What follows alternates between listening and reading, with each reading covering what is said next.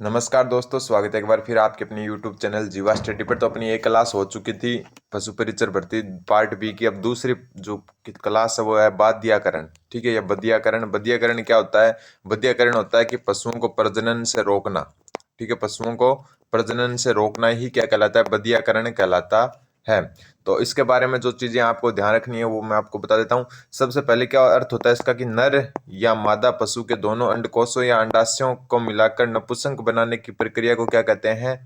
क्या कहते हैं? बध्यकरण कहते हैं। ठीक है, नर और मादा पशु है, उनके अंडकोशों या अंडाशयों को मिलाकर जो है नपुंसक बनाने की क्रिया को क्या कहते हैं? बध्यकरण कहते हैं। डेयरी पशु नस्ल सुधार हेतु आवश्यक है। यह जो प्रक्रिया वो नस्ल जो सुधार है, डेयरी नस्ल सुधार, उसके लिए आवश्यक है। जो पशु आपको कम दूध देने वाले पशु हैं उनका बध्यकरण कर दिया जाता है ताकि वैसी नस्लें और पैदा ना हो जिससे क्या हो अधिक दूध वाली और अधिक अच्छी जो नस्ल प्राप्त की जा सके। तो इसका लाभ क्या है कि डेयरी पशु नस्ल सुधार हेतु ये आवश्यक है। ठीक है, फिर इसका ऑफिशियल जो है वो भी मैं आपको दिखाऊंगा। बाध्यकरण की विधियां कौन सी है? बछड़ों में बाध्यकरण करने की उचित आयु का 2 से लेकर 8 माह तक है, यानी कि 2 से 8 माह तक ही जो है इस आयु में ही क्या कर दिया जाता है? बछड़ों का बध्यकरण कर दिया जाता है। ऑफिशियल साइट पर भी ले जाऊंगा मैं, वहां से भी आपको ये पढ़ा के दिखाऊंगा। दूसरी बात है कि बध्यकरण की 3 विधियां हैं। 3 विधियों के नाम जरूर याद रखना। शल्य चिकित्सा द्वारा या शल्य क्रिया द्वारा। शल्य क्रिया में क्या होता है? दोनों अंडकोश निकाल दिए जाते हैं। ठीक है, दोनों अंडकोश निकाल दिए जाते हैं। इस क्रिया को क्या कहते हैं? शल्य क्रिया कहते हैं। आपको 30 दिन में जो है सारी की सारी पार्ट भी आपकी मुट्ठी में होगा। ऑफिशियल जो डेटा है ना, एनिमल हस्बेंड्री जो डिपार्टमेंट है उसका, वो भी मैं आपको करवाऊंगा। ठीक है, तो 3 विधियां ध्यान रखना। शल्य क्रिया द्वारा जिसमें दोनों अंडकोश को निकाल दिया जाता है। दूसरी है ब्रिडिजो कास्ट्रेटर द्वारा। ब्रिडिंजो कास्ट्रेटर द्वारा क्या होता है? इस यंत्र के माध्यम से गौर नस्ल एवं भैंसों का बाध्यकरण किया जाता है। जैसे कौन से होते हैं आपको दिखा देता हूं। इस हिसाब का होता है ये। ठीक है, क्या होता है ये होता है बर्डिंजो कास्ट्रेटर। कैसा होता है दिखने में? दिखने में इस हिसाब का ये होता है। इससे क्या किया जाता है आपका? इससे जो है किसी भी जो भैंस या गाय है उसके जो है बाध्यकरण किया जाता है या फिर बध्यकरण किया जाता है। इसमें रक्त का बिल्कुल भी नहीं निकलता, यानी इसमें रक्त नहीं निकलता बिल्कुल भी।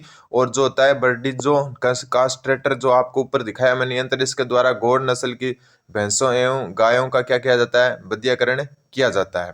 फिर रबड़ के छल्लों के द्वारा बध्यकरण। तो पश्चिमी देशों में अंडकोशों पर रबड़ का छल्ला चढ़ाना, उससे खून प्रवाह बंद हो जाता है। ठीक है, ये एक अलग है। रबड़ के छल्लों द्वारा भी बध्यकरण किया जा सकता है। जो पश्चिम के देश है उनमें अंडकोश पर क्या है? रबड़ का एक छल्ला चढ़ाया जाता है जिससे वो खून प्रवाह बंद हो जाता है। तो ये रहा रबड़ का छल्ला, ये रहा। ठीक है, और ये क्या है? ब्रिंडीजो जो कास्ट्रेचर है वो है। इससे और इससे दोनों से क्या किया जाता है? बध्यकरण किया जाता है। और बध्यकरण क्या होता है कि नर व मादा पशुओं में, नर व मादा जो पशु होते हैं उनमें क्या करना कि जो है प्रजनन क्षमता को बंद करने के लिए अंडकोशों और अंडाशयों को क्या है? सम्मिलित करना क्या कहलाता है? आपका बध्यकरण कहलाता है। अब मैं आपको ऑफिशियल वेबसाइट पर ले जाता हूँ जो एनिमल हस्बेंड्री विभाग की है। ये आपकी ऑफिशियल वेबसाइट है। अध्याय 11 में बध्यकरण के बारे में लिखा हुआ है। अब देखो बध्यकरण क्या होता है और इसके लाभ क्या है वो देख लेते हैं। थोड़ा सा कि आपको देखने में प्रॉब्लम हो सकती है, इसको थोड़ा सा बड़ा कर देता हूं मैं। देखो, नर व मादा दोनों अंडकोशों अथवा मादा के दोनों अंडाशयों, यानी नर पशु के अंडकोशों और मादा पशु के अंडाशयों को निकालकर उसे नपुंसक बनाने की क्रिया क्या कहलाती है? आपकी नपुंसक बनाने की क्रिया क्या कहलाती है? बध्यकरण कहलाती है। ठीक है, उन्नत पशु प्रजनन कार्यक्रम की सफलता के लिए अवांछित नर पशुओं का बाध्यकरण बहुत ही आवश्यक कार्य है, जिसके बिना डेयरी पशुओं की नस्ल में सुधार करना असंभव है। बछड़ों में बध्यकरण की उचित आयु 2 से 8 माह की होती है। जैसा कि मैंने बताया, ये ऑफिशियल वेबसाइट है। ठीक है, एनिमल हस्बेंड्री जो डिपार्टमेंट है उसके अध्याय 11 में बध्यकरण के बारे में लिखा हुआ है। बध्यकरण में क्या होता है कि बध्यकरण क्यों किया जाता है? प्रजनन क्षमता रोकने के लिए। क्यों रोकी जाती है? ऐसे अवांछित पशु जो मतलब दूध देने में अक्षम है और उनकी जो प्रजाति होती है या फिर उनका जो एक फैमिली मान लो कि अगर उससे अगर कोई और प्रजनन हुआ तो वो क्या दूध देने में क्या होगी?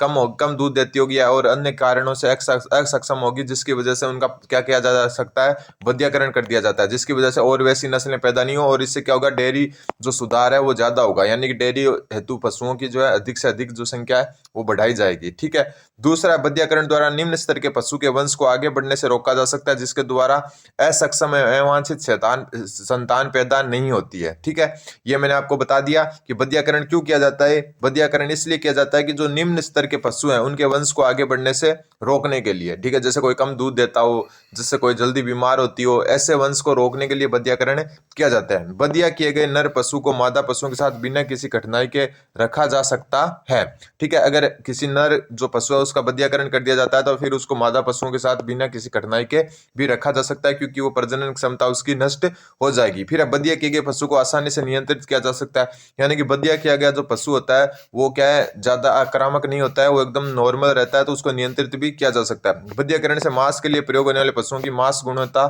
बढ़ जाती है। जो मांस के लिए प्रयोग किए जाते हैं पशु, उनकी मांस जो गुणवत्ता है वो क्या हो जाती है, बढ़ जाती है। एक तो ऑफिशियल वेबसाइट है ना एनिमल हस्बेंड्री डिपार्टमेंट की, वहां से मैं आपको करवा रहा हूँ। बधियाकरण की विधियां कौन सी है, 3 विधियां आपको मैंने बता दी। सबसे पुरानी है शल्य क्रिया द्वारा बधियाकरण। इस विधि में शल्य क्रिया द्वारा अंडकोश के ऊपर चढ़ी चमड़ी को काटकर कुछ समय पश्चात ठीक हो जाता है, मतलब काटकर दोनों अंडकोशों को निकाल दिया जाता है, ठीक है। जो है शल्य क्रिया द्वारा क्या होता है, अंडकोशों के ऊपर चढ़ी चमड़ी को काटकर दोनों अंडकोशों को निकाल दिया जाता है। इस क्रिया में पशु एक छोटा सा घाव हो जाता है, जो कि क्या हो जाता है, थोड़े समय बाद में ठीक हो जाता है।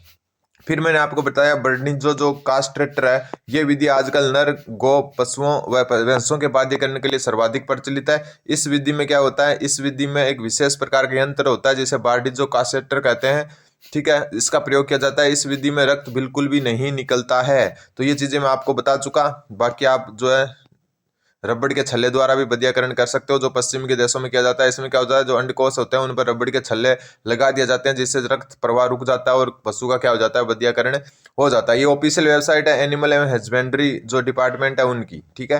तो उससे मैंने ये आपको बताएं। तो और आगे की क्लास के लिए आप जीवा स्टडी को सब्सक्राइब कर सकते हो। धन्यवाद। बने रहे जीवा स्टडी के साथ। एक बार मैं फिर बता दूं कि जितने भी आप जो टॉपिक है, हर एक टॉपिक आपको जो है ऑफिशियल वेबसाइट पर मिल जाएगा। देखो मैं आपको दिखा देता हूँ, ये देखो, दुधारू पशुओं प्रमुख रोग उपचार, मादा पशुओं की प्रजनन, बाध्यकरण, कृत्रिम गर्भाधान के लाभ में सीमाएं, कृत्रिम गर्भाधान, पशु प्रजनन की क्रिया तथा उसमें हार्मोन्स की कमी, गाय व भैंसों में मध्य चक्कर, मध्यकाल व मध्य के लक्षण, सब के सब जो टॉपिक है वो जो है आपके एनिमल हस्बेंड्री जो डिपार्टमेंट है उसकी ऑफिशियल वेबसाइट पर उपलब्ध है। तो आप कभी भी जाकर इनको देख सकते हैं और आप चैनल जीवा स्टडी को सब्सक्राइब कर सकते हो, ठीक है। चैनल जीवा स्टडी को सब्सक्राइब। अब अगला जो टॉपिक होगा अपना होगा कृत्रिम गर्भाधान। कृत्रिम गर्भाधान, जिसमें हम कृत्रिम गर्भाधान के बारे में पढ़ेंगे। बाकी अपने आज जो है पढ़ लिया है। इसमें देखो याद रखने योग्य बात यही है कि इसके लाभ क्या है। इसमें डेयरी सुधार हेतु किया जाता है, डेयरी जो पशु नस्ल है उसके सुधार हेतु किया जाता है। अवांछित और असक्षम जो पशु है उनकी जो है संख्या में कमी करने के लिए किया जाता है। दूसरा जो है बछड़ों में बाध्यकरण की आयु क्या होती है, 2 से 8 माह होती है। ध्यान रखना, 2 से 8 माह की उम्र में उनका बधियाकरण किया जा सकता है। फिर बधियाकरण की 3 विधियों को ध्यान रखना है। एक तो शल्य चिकित्सा द्वारा, ठीक है, जिसमें अंडकोशों को निकाल दिया जाता है और कुछ घाव हो जाता है वहां पर, वो थोड़ी देर बाद में, थोड़े समय बाद में क्या हो जाता है, भर जाते हैं। फिर है दूसरा बर्डिजो कास्ट्रेटर।